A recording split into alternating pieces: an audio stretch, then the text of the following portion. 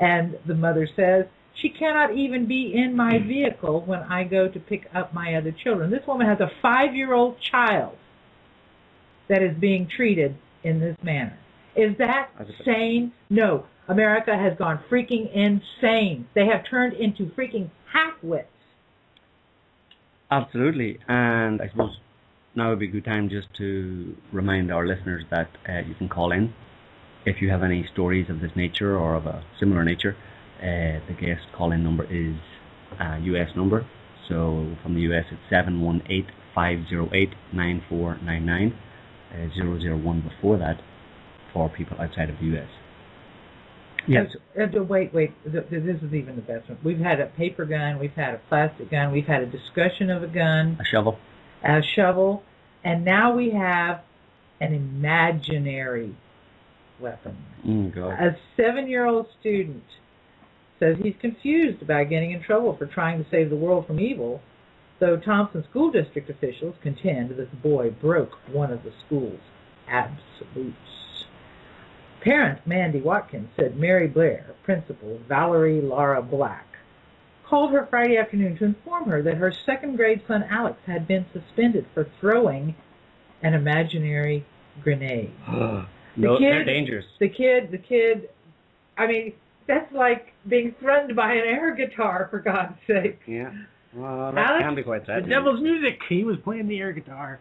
Alex did not have anything in his hand at the time and made no threats towards other people. He did have. He had an imaginary grenade in his hand at the time. He was going to save the earth this way, and when he threw the grenade, he pretended that the box exploded, an apparent success. He is very confused, Watkins told the reporter. I'm confused as well, so it makes it hard for me to enforce these rules when I don't even understand them. The rules are laid out by Mary Blair Elementary School in a list of absolutes that are posted on the school's website and are aimed at making Mary Blair a safe environment. Let me tell you what, environments that they are making this way are not safe. These are traumatizing environments for your children.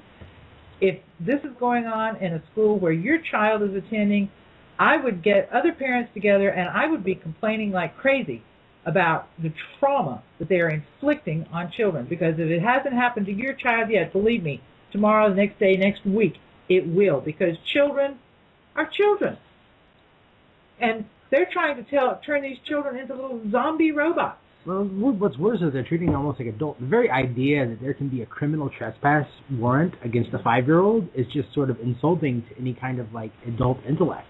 Because the idea that a 5-year-old child has a criminal trespass warrant saying you cannot trespass on a school, right? It's mind-boggling. It's like 5 years old, you know? I mean, you can't trespass on your own school. On your own school, if you don't, you're a criminal if you do. And I mean, what kind of criminal charges are they going to? What are they going to send this child up to, like Rahway State or some sort of penitentiary with, you know? I mean, come on, what are they going to do? Well, they did. I think there was another story where they took someone to a juvenile detention center, a prison, basically. Yeah. I don't have that one here. No, let me have a look. They booked him, as in, you know, they formally sort of charged him and kept him there until his parents came to pick him up. That to me just said, well, at that point, no, there was no adult at any point in the process that said, hang on a second. This is not. They went the whole way through with it, formally charged him until his parents had picked him up. So he spent 2 hours in a prison. Yeah. Counted more than 10. I think it was the kid who didn't even have. It was another imaginary weapon case where he put his hand up in a kind of gun shape. Yeah. And pretended to pull the trigger. Yeah. I think it was that story. Threatening behavior for a kid. Well, the thing that scares me is not.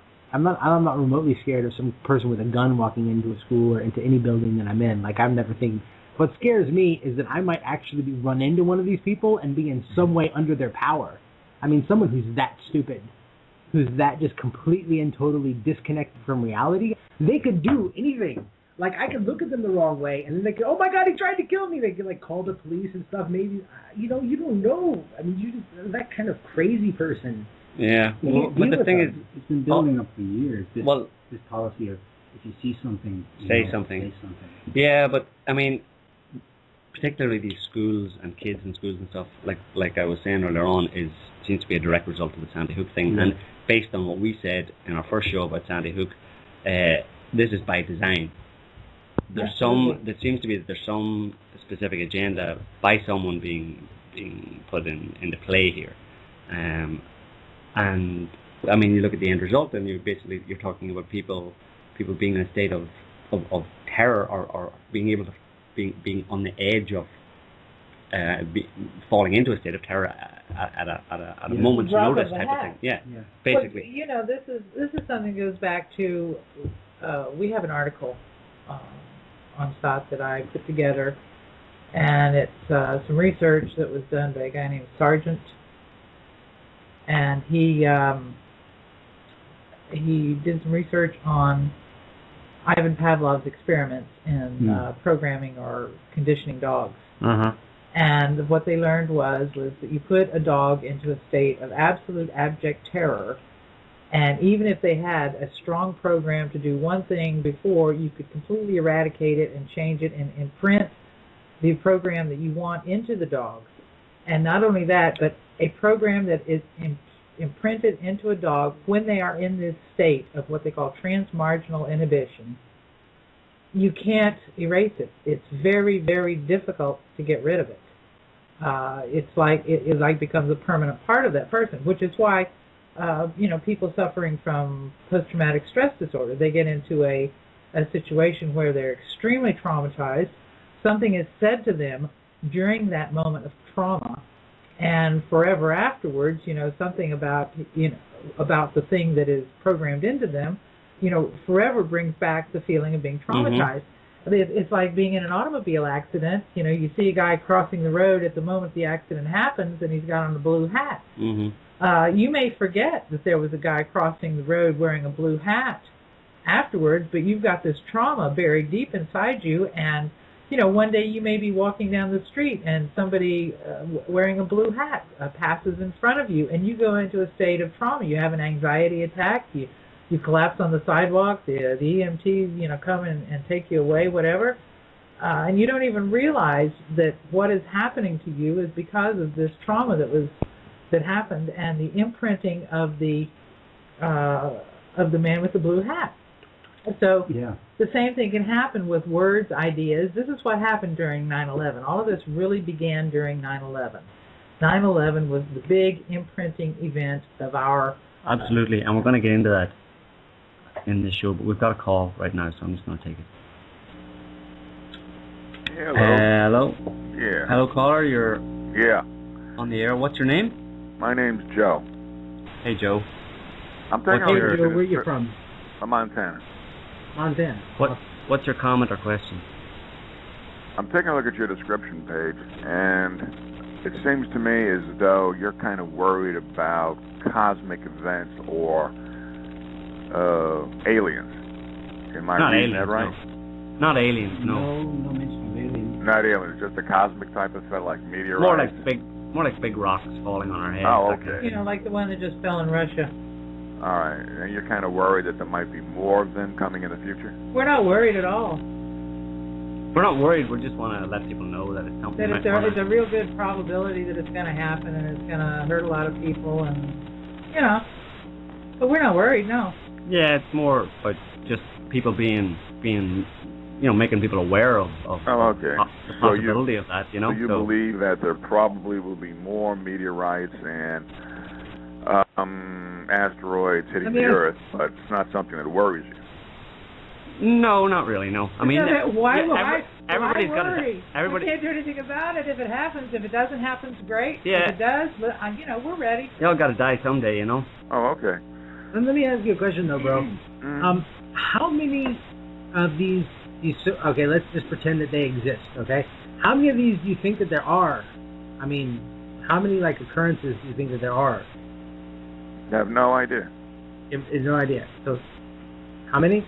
Well, since 2005, there's been about a 4-fold increase. This is the American Meteor Society. Catalogs them and it produces them on the website, the numbers. And from 2005, there was something about 400 or something worldwide, and last year there was 2,200 or something like that. Yeah, that's quite a large. So it's about a 4 or 5-fold increase year on year. So let me ask you, bro. do you think that that's enough to be worried about? I mean, 2,000 years is... No, because what you're doing, you're taking a look at a certain trend, and you're assuming that the trend's going to continue.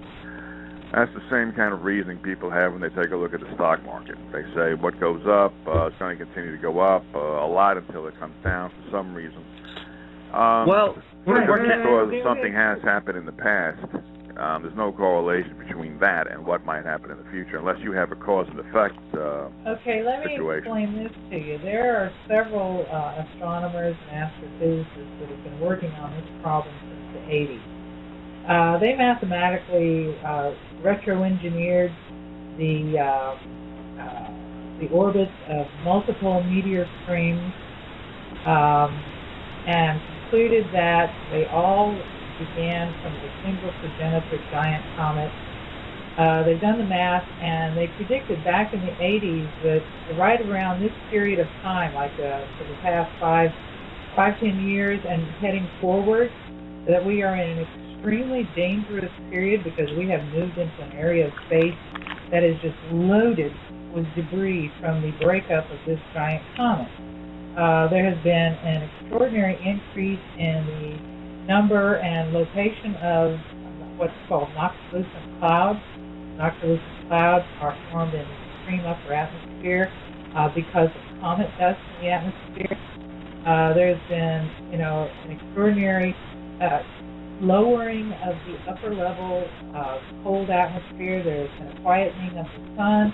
There have been multiple things that indicate that these astronomers were correct, and that we are very possibly facing ourselves a Shoemaker-Levy type event on this Earth. That's the one that hits Jupiter.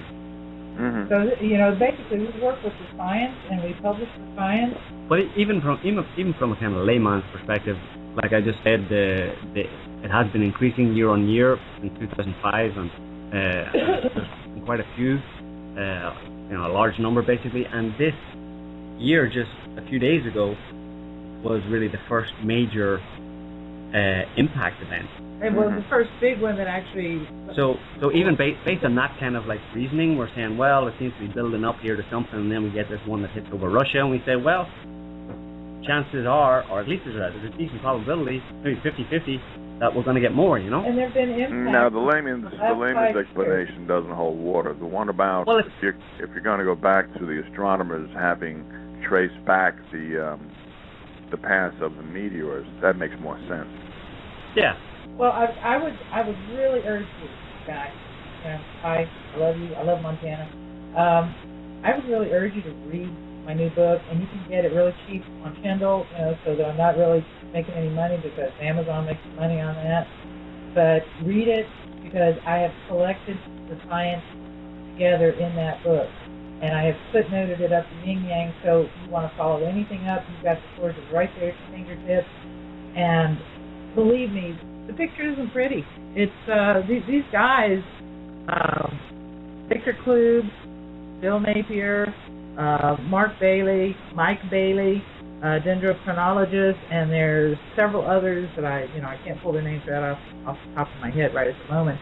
They've been working on this for a very long time. They've, basically, and what they're saying is it's not so much, impact events that would be like, say, an asteroid hitting the ground and making a big, gigantic crater that is the danger.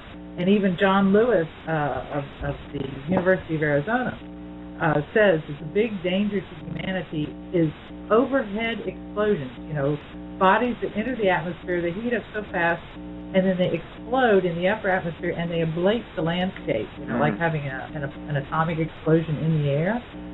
And they can cause, kind of like the Tunguska event.